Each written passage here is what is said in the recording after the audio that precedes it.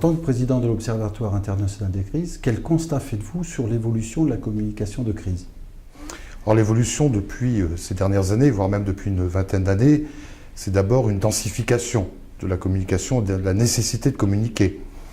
À savoir que les publics n'ont plus le temps d'attendre, veulent des réponses immédiates, des réponses qu'ils sont prêts à entendre, prêts à accepter, et ça devient extrêmement compliqué de communiquer par rapport à ça, par rapport à des situations complexes. Le deuxième point qui est relativement important, c'est aujourd'hui on revient à la notion initiale de communication, à savoir le terme d'échange, de mise en commun.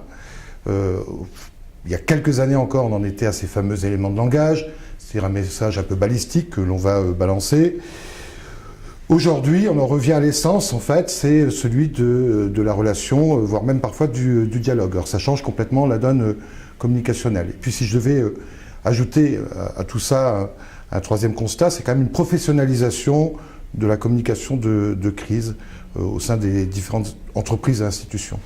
À partir de l'expertise du cabinet Edrich Consultant, quel regard portez-vous sur la communication dans le monde agricole et agroalimentaire? J'ai tendance à distinguer les deux. Alors déjà, l'agriculture aujourd'hui est plutôt silencieuse et finalement ne s'exprime qu'à travers, pour le grand public, des manifestations, des coups d'éclat, voire des crises. Donc je pense qu'il y aurait besoin d'un travail de fond pour pouvoir avoir la main, pour pouvoir avoir la légitimité de communiquer en situation de crise et pour pouvoir être en capacité de pouvoir répondre aux nouveaux enjeux de l'agriculture, aux évolutions de l'agriculture. Et donc je crois qu'à ce niveau-là, il y a d'énormes efforts à faire, c'est ce qu'on voit aujourd'hui.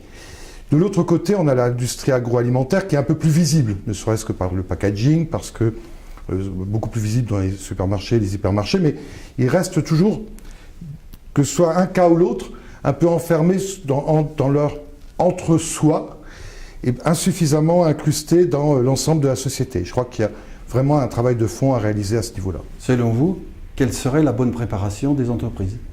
Alors deux choses, d'abord de la communication dite sensible, d'acceptabilité, une communication qui va finalement occuper le terrain de façon permanente, et puis d'autre part une communication de crise qui soit préparée sur un certain nombre de thèmes qui peuvent être des thèmes émergents par rapport à ces fameux signaux faibles dont on entend très régulièrement parler.